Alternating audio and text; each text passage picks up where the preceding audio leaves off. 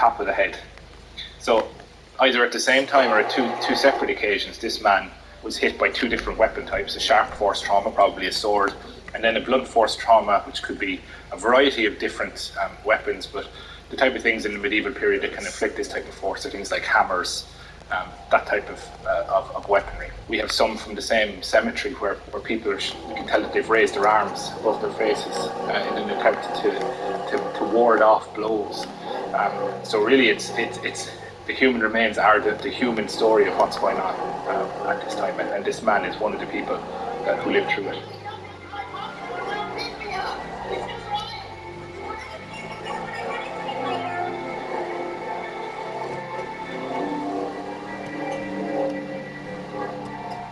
Just a few miles northeast of the now vanished town of Ardres is a huge artificial mound, the Motte of Ardscull.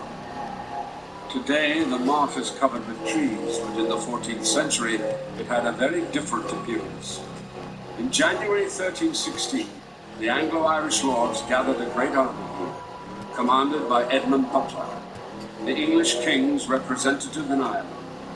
They knew the Scottish army was nearby, and were determined to destroy them once and for all. Battlefield archaeologist Tony Pollard is following the trail of Edward Bruce and the Scottish army as they advance through Ireland. There can be no denying that this is pretty impressive. Absolutely, yeah.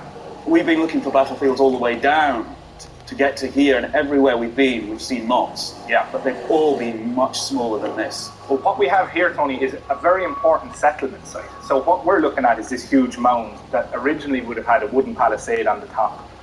It would have had a small garrison inside, but what we see today is only a small fraction, really, of what used to be here. There would have been a major settlement that accompanied this motte.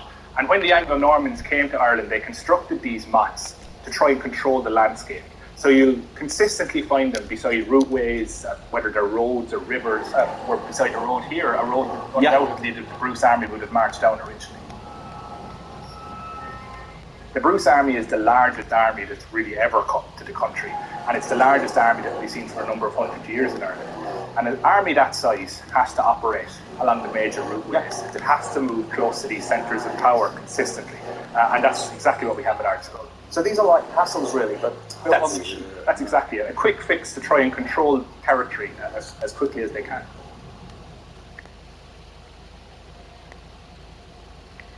The Anglo-Irish, they seem to have a fairly big army here. They surely had an opportunity here to smash the Scots, who by this time must have been in a fairly dilapidated state. But they kind of let it go, don't they? Oh, absolutely.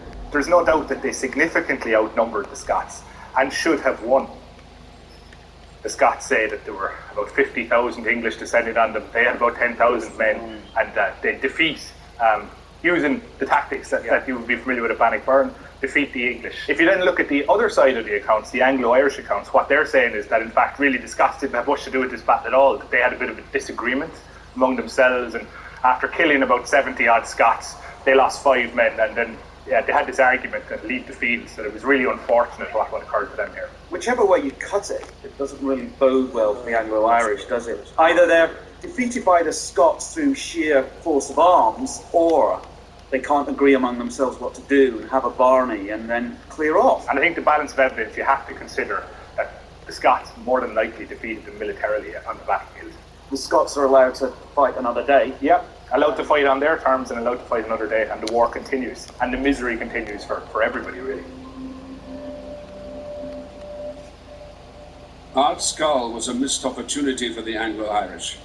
Edmund Butler had failed to take his best chance yet to annihilate Edward Bruce, and now Dublin lay open to assault by the victorious Scots. However, in the days that followed the battle, they found themselves caught in the fog of war, that cloud of uncertainty when an army is unsure of its own capability and its enemy's intentions. The Scots were hungry and exhausted. Edward Bruce knew they were in no condition to attack the most important city in Ireland.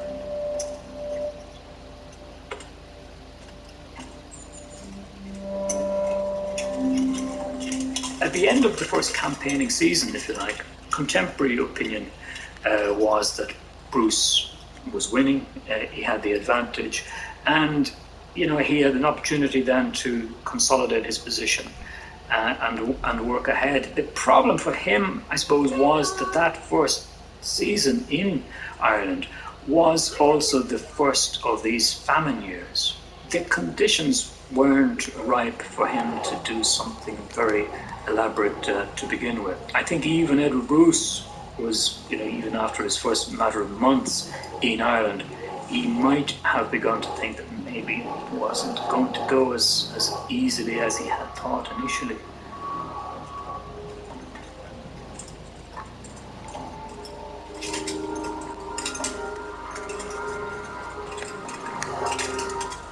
The Scots had no option but to begin the slow and painful march north to their base in Ulster. Their supplies were now almost gone, and the men began to die of starvation.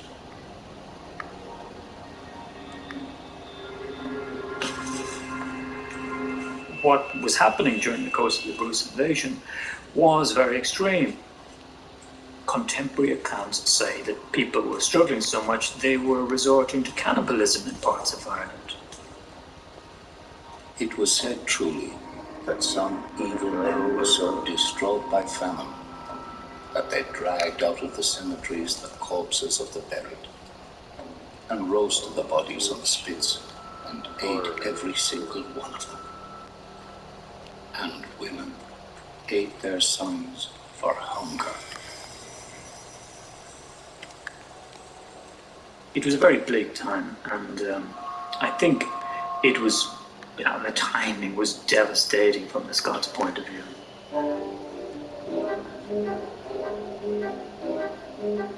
The weakened Scottish army limped back to Ulster.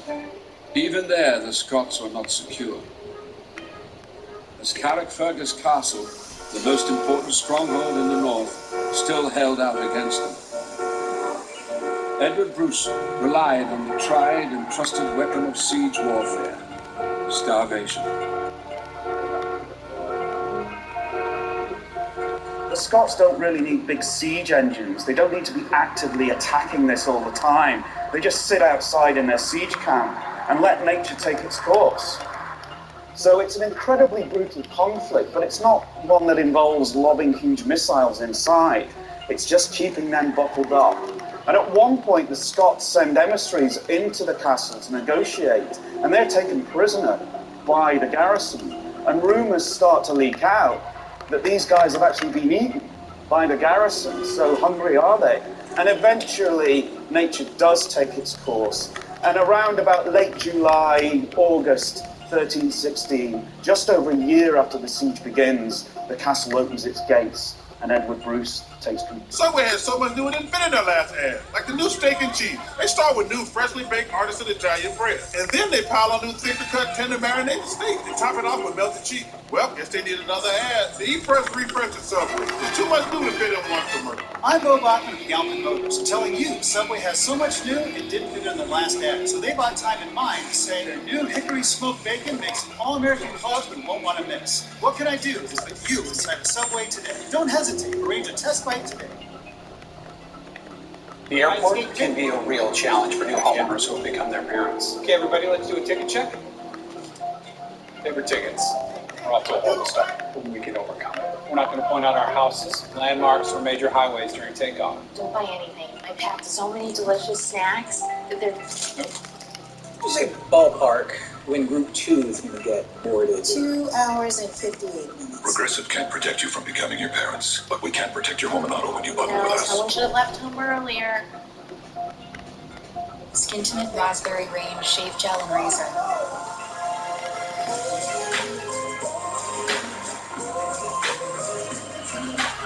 A sense-drenching shave experience that loves your skin. Skintimate, be good vibes. Roll.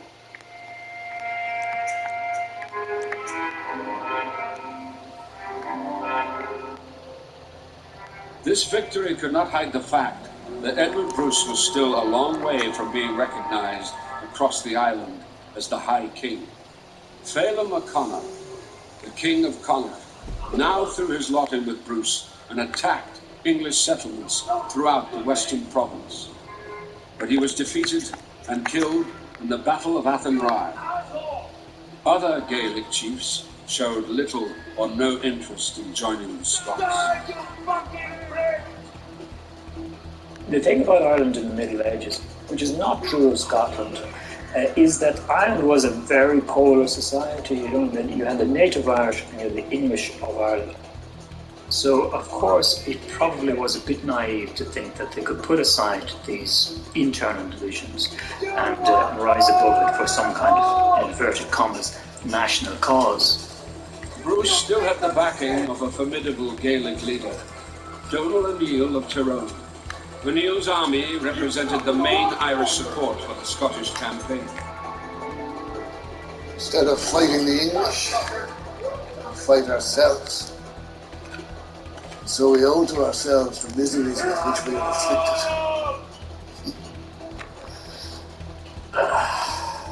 Degenerate, manifestly unworthy of our ancestors.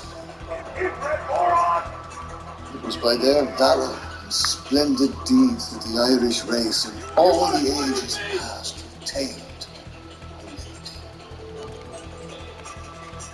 We must beat Ireland.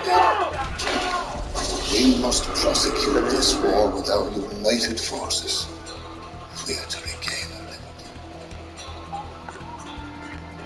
The idea that they thought of themselves as distinctively Irish does emerge, but Ireland is still a very divided country for most of the Middle Ages. That's the tragedy, is that they didn't band together and work together. That just never happened.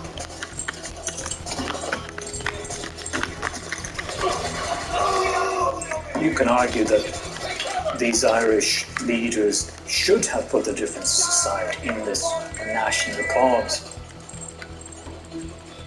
You're asking a person to take a gamble on losing everything that he has in the world for some greater cause, and it was too much to ask.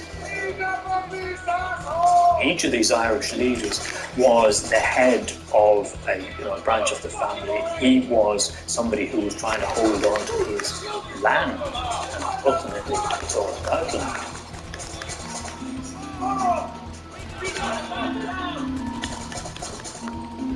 Edward Bruce's campaign was losing momentum. He desperately needed reinforcements and supplies for his depleted and weakened army, and only one man could provide such assistance. In September 1316, Edward travelled to Fife to see his brother, the King of Scotland himself, Robert Bruce.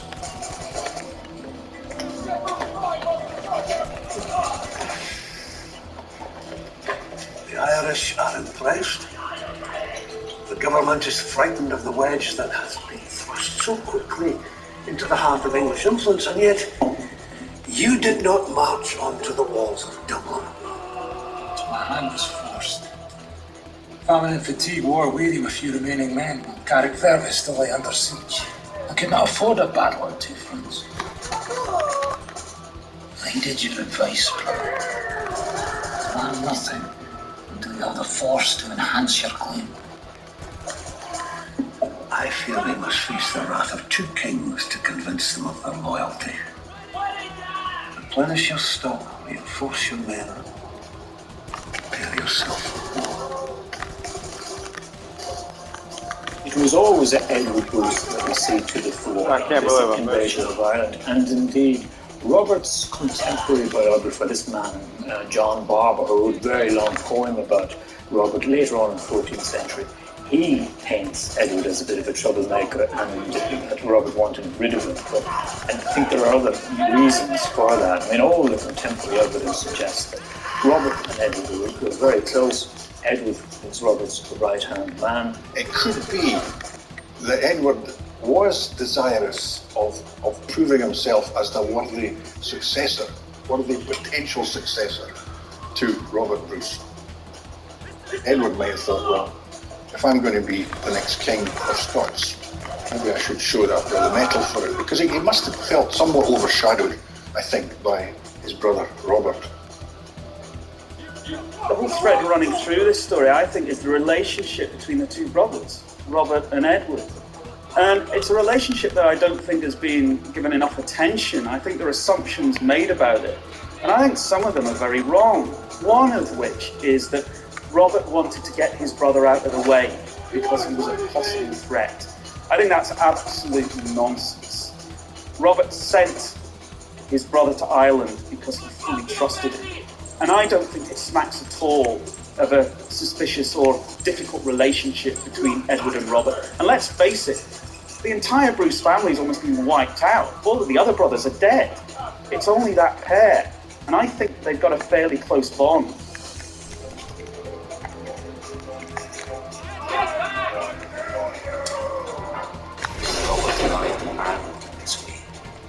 When he had stayed in Carrickfergus for 4 days, they consulted and decided, with all their bravery, all Ireland, from one end to the other. It is, to me, very interesting that 1/5 of John Barber's poem is devoted to the Irish expedition. And that suggests that to contemporaries, this was a really important thing. It was a big deal. Much bigger deal than most Scottish historians have made of it ever since. When Robert Bruce came into Ireland, the army marched down, and they were clearly marching on Dublin.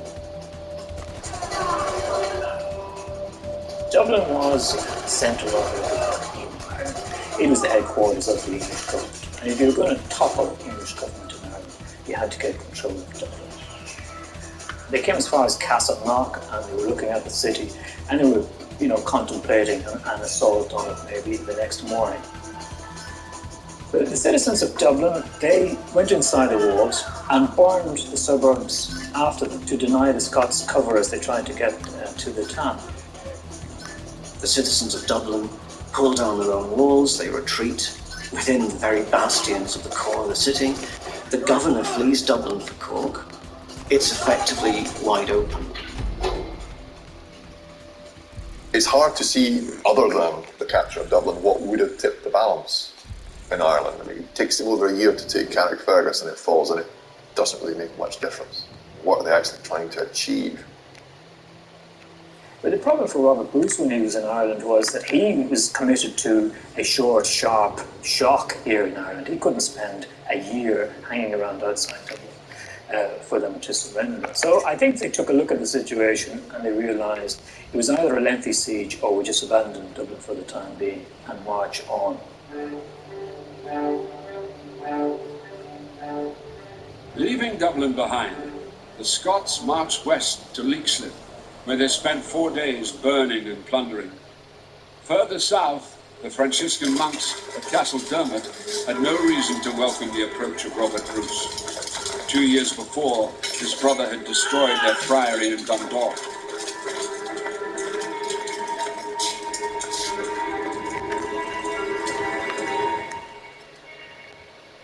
Throughout the campaign, the Scots had seen religious orders as legitimate targets, because these same religious orders stood accused of committing atrocities of their own against the native Irish.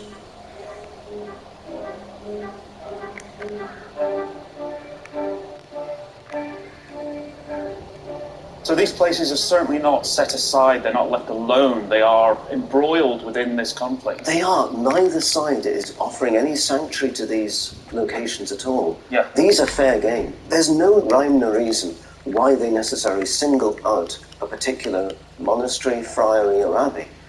But when they do, they visit the wrath of the Bruces upon the place. It just demonstrates how serious the Scots were about this place, this operation.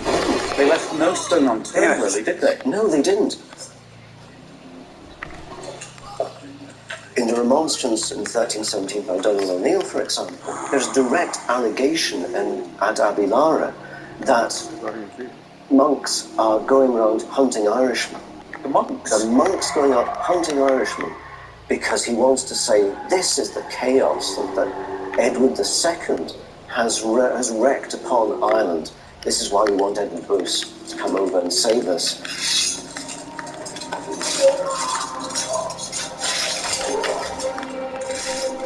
one side is accusing the other side of the absolute terrible crimes imaginable. It is horrific, really.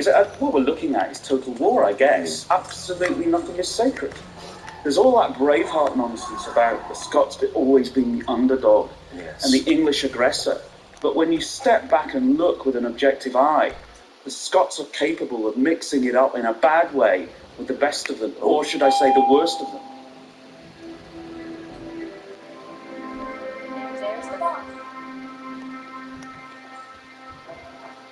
The Bruce army was slicing its way through the heart of Ireland, leaving a trail of smouldering ash and a land stripped bare in its wake.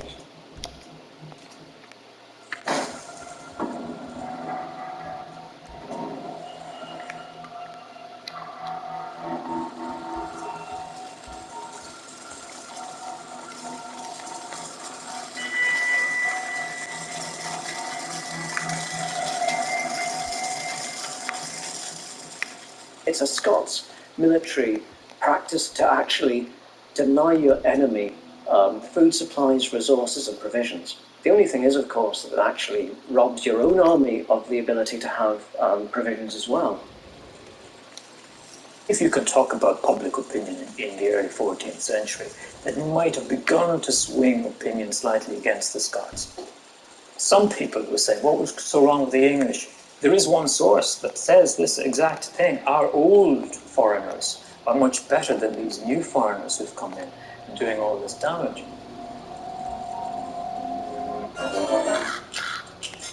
They're nice but irritating, their excitement can be grating, they're dressed for pastry baking, the Progressive family. They're helpful but annoying, they always leave us snoring, accidents are rolling with the Progressive family. So, when do you all go home? Never! We're here for you 24/7. How terrifying. Protection's so good, it's scary. The Addams Family too, playing October 1st.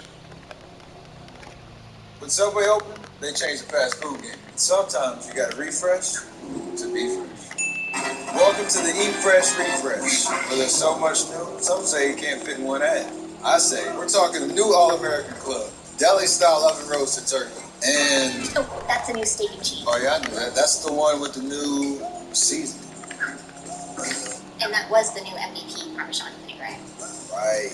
Which makes it next level food. Hold up, Subway's over? Wait, I'm out of time. Even at home, we explored all kinds of places, from Couch Cove to Mount Staircase. Ready to travel wherever your imagination might take you?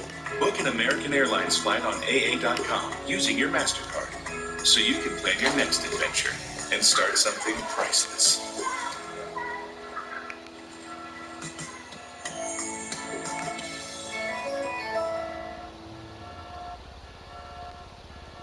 Hyundai Santa Cruz versus Subaru Outback. Look what Santa Cruz has and what Outback doesn't. Hyundai Santa Cruz wins every time.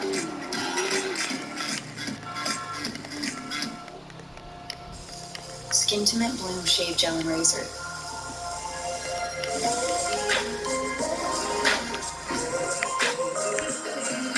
A sense-drenching shave experience that loves your skin. Skintimate, be good vibes. You only have to look at the campaign, how aimless it almost seems, weaving round and about, first past Dublin, down into the south, across to Limerick, back across, back up. Are they actually desperately in search of food? The joke that they almost starved to death, they're eating their own horses. How do you explain it? They're marching to places to try to rouse the Irish population to join their side. The furthest south they get to is within sight of Limerick, literally, and they're trying to get the O'Briens to join them. The problem with the O'Briens, as with the O'Connors and many of the other dynasties, is that there are two rival branches. And once one side says that he's going to join with the Scots, the other fellow stays with the English government. And so the kind of unity that they were expecting, it was alien to Ireland in the early 14th century.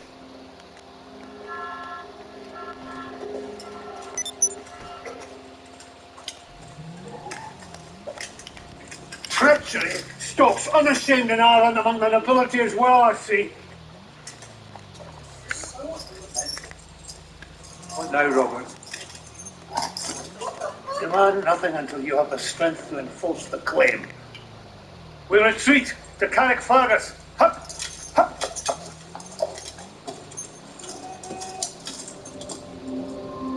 There was more bad news for the Scots. An army of English reinforcements had landed at Youghal and was on its way north.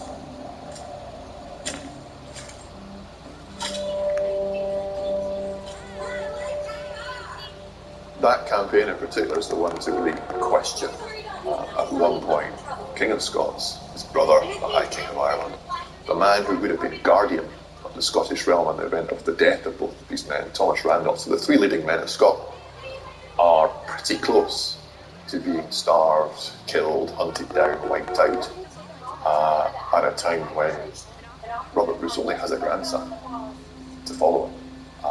What's going on? Why do they think it's worth it? The Scots' latest retreat had an air of finality to it. Robert was needed back in Scotland, which the English were threatening to invade again. In May, he boarded a ship for his home. There's a sense in which Ireland stretches them too far, and as much as it's a sort of two-front policy, they can only really run one at a time, effectively. I suspect the English, after a while, know that. And they know that unless Edward Bruce commits to really taking somewhere like Dublin, it's not going to tip the balance.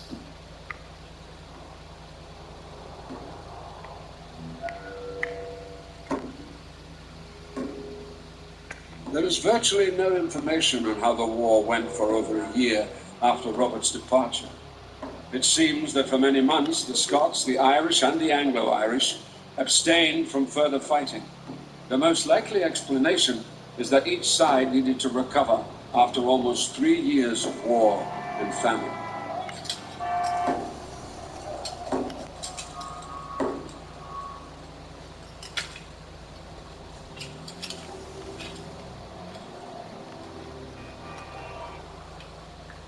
Excommunication is to be pronounced against all invading England, disturbing its peace. Norway.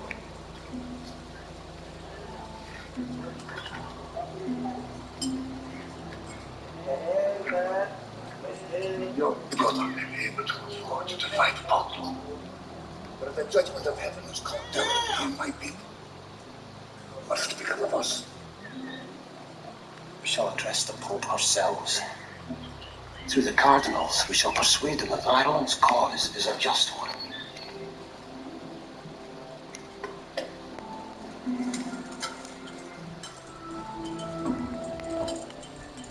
In 1317, O'Neill and other Gaelic leaders sent a letter